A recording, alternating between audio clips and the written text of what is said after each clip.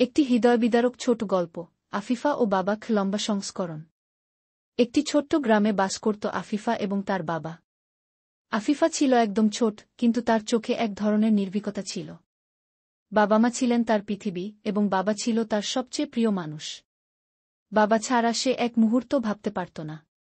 ছোট্ট হাত দিয়ে তার বাবার হাত ধরত, আর বাবাও তার হাত শক্ত করে ধরতেন। আফিফা যখন হাঁটত, বাবার ছায়া ছড়িয়ে পড়ত তার সঙ্গেই। একসাথে বসে গল্প করত তারা, বাবা তাকে বলতেন জীবনের নানা গল্প, আর আফিফা তা শুনতে শুনতে ছোট ছোট প্রশ্ন করত। একদিন আফিফা তার বাবাকে বলল, বাবা, তুমি কখনো আমাকে ছেড়ে যাবে না তো? বাবা এক মিষ্টি হাসি দিয়ে তাকে জবাব দিলেন, না, আমি তোমাকে কখনো ছেড়ে যাব না, তুমি আমার প্রাণ। তবে আফিফা জানত না, আসলেই বাবা কখনো তাকে ছেড়ে যাবে কিনা। সময়ের সাথে সাথে একদিন বাবা অসুস্থ হয়ে পড়লেন। প্রথমে খুব একটা গুরুত্ব দিল না আফিফা, কিন্তু বাবার অবস্থা যখন খারাপ হতে শুরু করল, তখন সে বুঝতে পারল যে কিছু একটা ঘটতে চলেছে। হাসপাতালে নিয়ে যাওয়ার পর বাবা তাকে বললেন, আফিফা, আমি জানি তুমি ভয় পাচ্ছ, কিন্তু তুমি শক্ত থাকবে, আমি তোমার পাশে আছি। আফিফা তখনও বাবার সাথে থাকার প্রতিশ্রুতি দেয়। একদিন যখন সে হাসপাতাল থেকে ফিরছিল, বাবার মুখে একটি অদ্ভুত নীরবতা দেখতে পেল। সে বাবাকে বলল, বাবা, তুমি ঠিক আছো তো? কিন্তু বাবা শুধু তাকে একবার দেখলেন, তারপর তার হাতে হাত রেখে বললেন, আফিফা, তোমাকে কখনো একা হতে হবে না। আমি তোমার সাথে আছি, মন থেকে গিউ। সপ্তাহ পেরিয়ে গেল, কিন্তু বাবা কিছুটা দুর্বল হয়ে পড়লেন। আফিফা দিনরাত তার পাশেই ছিল, কখনো তাকে একা থাকতে দিত না। সে জানত তার বাবা যেন তার কাছে বেশি কিছু বলতে চান, কিন্তু শারীরিক শক্তি আর থাকছিল না।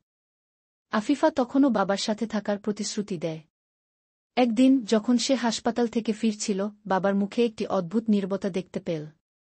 সে বাবাকে বলল, বাবা, তুমি ঠিক আছো তো? কিন্তু বাবা শুধু তাকে একবার দেখলেন, তারপর তার হাতে হাত রেখে বললেন, আফিফা, তোমাকে কখনো একা হতে হবে না। আমি তোমার সাথে আছি, মন থেকে গিউ। সপ্তাহ পেরিয়ে গেল, কিন্তু বাবা কিছুটা দুর্বল হয়ে পড়লেন। আফিফা দিনরাত তার পাশেই ছিল, কখনো তাকে একা থাকতে দিত না। সে জানত তার বাবা যেন তার কাছে বেশি কিছু বলতে চান, কিন্তু শারীরিক শক্তি আর থাকছিল না। একদিন হাসপাতালের বিছানায় শুয়ে বাবার চোখে অশ্রু জমে গেল।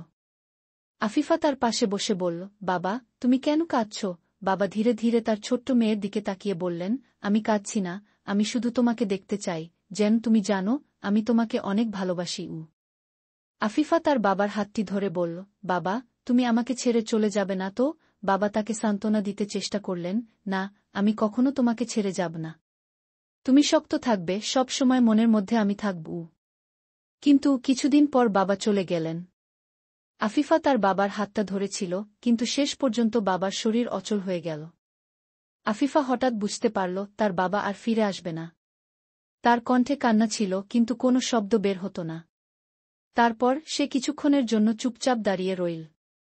তার চোখের কোণে অশ্রু ছিল, কিন্তু তিনি জানতেন তার বাবা চিরকাল তার হৃদয়ে বেঁচে থাকবে। সকাল হলে আফিফা বাবার কবরে দাঁড়িয়ে বলল, বাবা, তুমি আমাকে ছেড়ে চলে গেলে, কিন্তু আমি জানি তুমি আমার সাথে আছো। আমি তোমাকে কখনো ভুলব না। আমি জানি তুমি সবসময় আমার পাশে থাকবে, মনের মধ্যে গু। এখনও প্রতিদিন যখন আফিফা তার বাবার কথা মনে করে, সে হালকা হাসি দিয়ে বলত, বাবা, তুমি জানো, আমি কখনো একা নই, কারণ তুমি আমার সঙ্গে আছো, প্রতিটি মুহূর্তে গু। এটাই ছিল আফিফা ও তার বাবার গল্প, একটি গল্প যে শোনে সে চোখে অশ্রু ছাড়া থাকতে পারে না। বাবার ভালোবাসা কখনো হারায় না, সেটা চিরকাল তার মেয়ের হৃদয়ে জীবিত থাকে।